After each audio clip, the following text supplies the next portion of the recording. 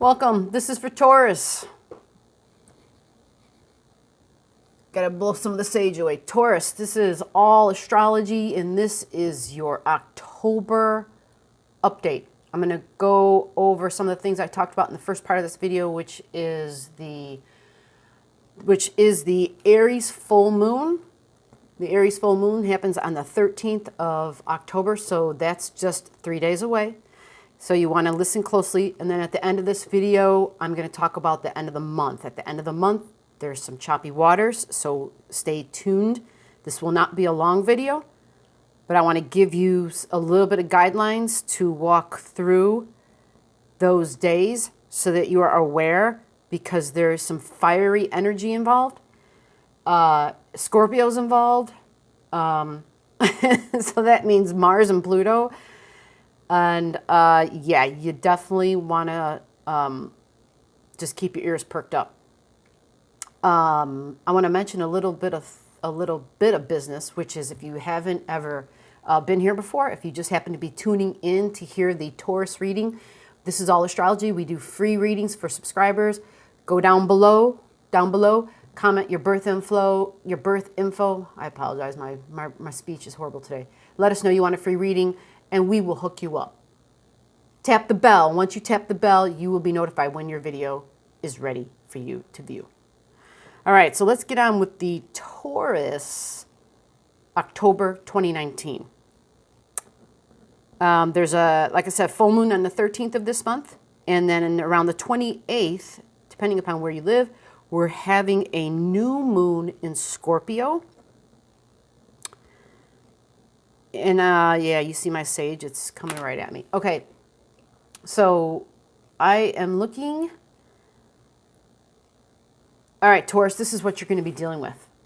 This is your full moon stress. I'll just be honest with you. Your full moon stress is going to occur. It's going to be occurring in your actually, no, Taurus. I shouldn't say the word stress for you at this part in this month. Actually, your work, your coworkers, your work is actually going to be really sweet. You're going to have a benefit. You have the sun sweeping through your 6th house right now of work. This is wonderful. It revitalizes your projects, whether it gives you new ideas, which is a really good possibility, especially this person's chart that I'm looking at. They happen to have their Mercury there all the time. But you are going to be getting, you'll have more energy to go a little bit further in the job, to do a little bit more. You'll have more energy, especially in terms of working with people and collaborations in particular. Pay close attention to any information you get from a coworker. And it doesn't have to be just a coworker, anybody that you're working on a project of any kind. So it could be a project you have at home. It could be if you're an artsy person and you have like creative crafts that you take care of, you know, whenever you're on your free time, any hobbies. If you have somebody who's giving you input, listen to the input. This is a time where people coming into your life and talking to you, you're going to get great ideas from those individuals. Okay, you have energy to work hard this month. I already told you about the sun being there. Well, Mars is there too. What does Mars do? Well, Mars is our physical body. So you're going to have the ability to really put your back into it, so to speak. But I want you to be careful, Taurus, because of the fact that the back really, if it hasn't been an issue, there might be some things, there might be elevated sensations of swelling, because Mars rules cuts and bruises and inflammation. So be smart about what you do. Understand your boundaries. Don't go beyond them, even though you're going to feel like, oh, I got this. I can do it. Don't worry about it. No, I don't need help. You need help? You want someone to move that table for you? Get the help, okay? Just be smart in what you're doing, because for Taurus, for Taurus risings, when you have Libra in the 6th house like that, it rules your lower back. Okay, and I can speak from experience. This is what I've been going through. You're squared with Capricorn, which is bones and structure. You're squared with Saturn, okay?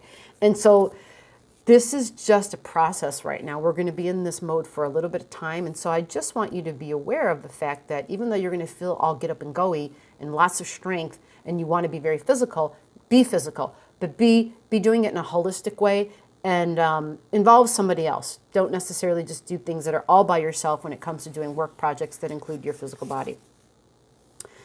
But remember what I said earlier about getting some advice about others, partners or not, but people who just somehow want to have a say in what you're doing and have a comment and have a critique, take it objectively.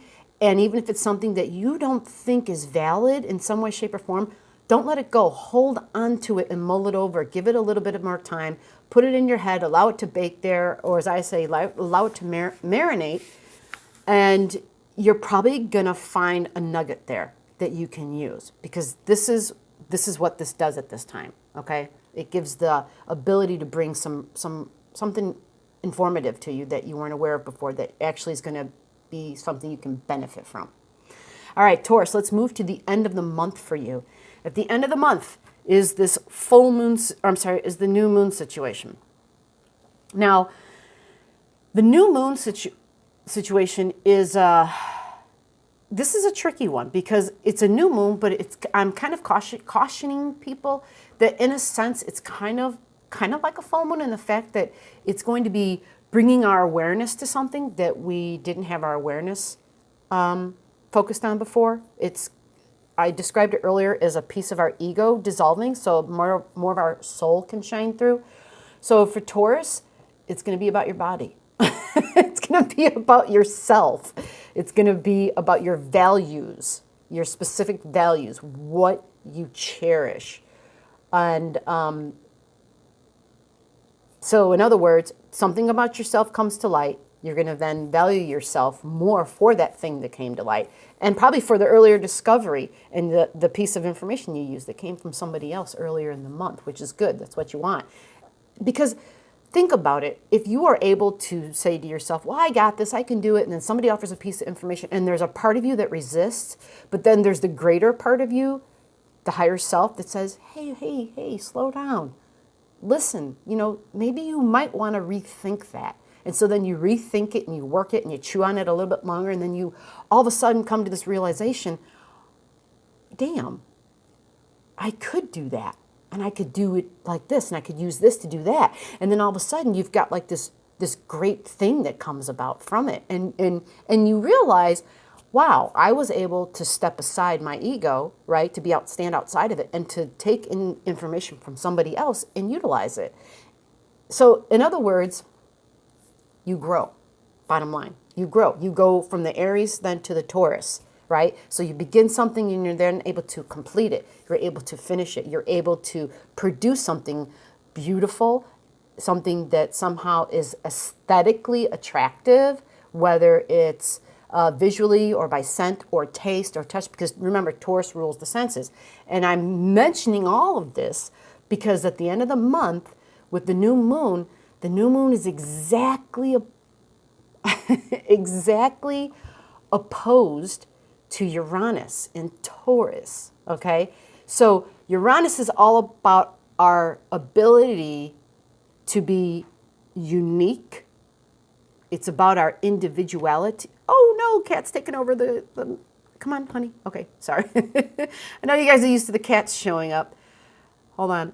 Okay, so Uranus is the inventor, the scientist. Okay, Uranus is the guy that, or the being, the guy. Yeah, throw away some of the old mentality, old words.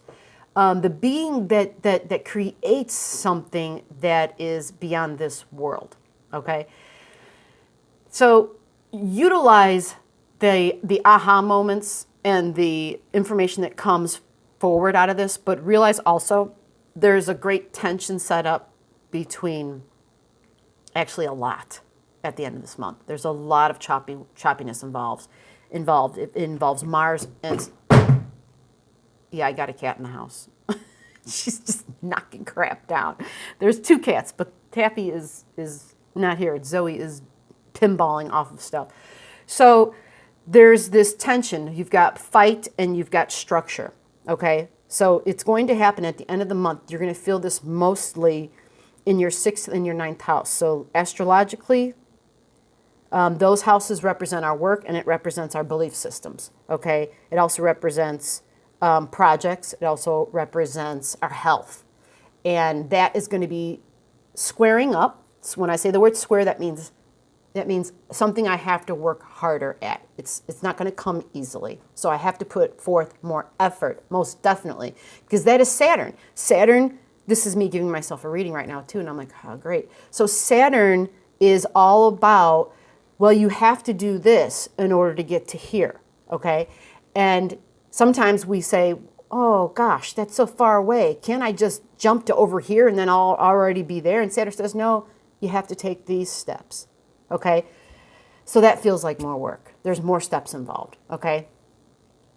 And so just recognize that that's what the end of the month is looking like. And also, something I didn't mention in the earlier video, and I have to mention and remind everybody too, is that Mercury is going to go retrograde at the 31st of the month, which means the following 3 weeks, expect things to take longer, okay? Expect things to take longer, because a retrograde means...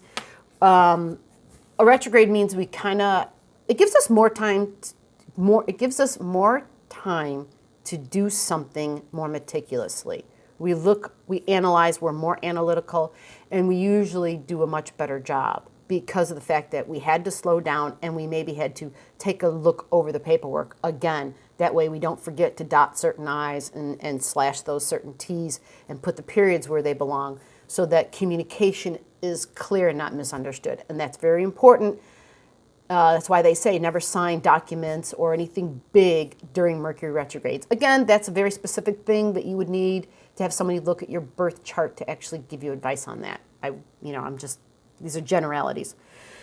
Okay, so Taurus, that is your outlook for the month of October. You have help in your 7th house. This part I didn't mention to you. I'm going to bring it along. You typically will have help in your 7th house. It's the energy of Scorpio. For me, I have some of that in my 6th and my 7th, and some of you too may also. Again, that's specifics to the times that you're born. But overall, the general feeling is that because we have Venus and Mercury in Scorpio, these sisters have the ability to bond. They have the ability to connect with somebody in a very deep, intimate way. It doesn't have to be sexual, okay? Intimacy goes beyond sexuality. And this is also a time where you can tap into some healing, because Scorpio has that ability to regenerate itself, all right? So with that said, this ends your reading, Taurus, for October 2019. Bye-bye.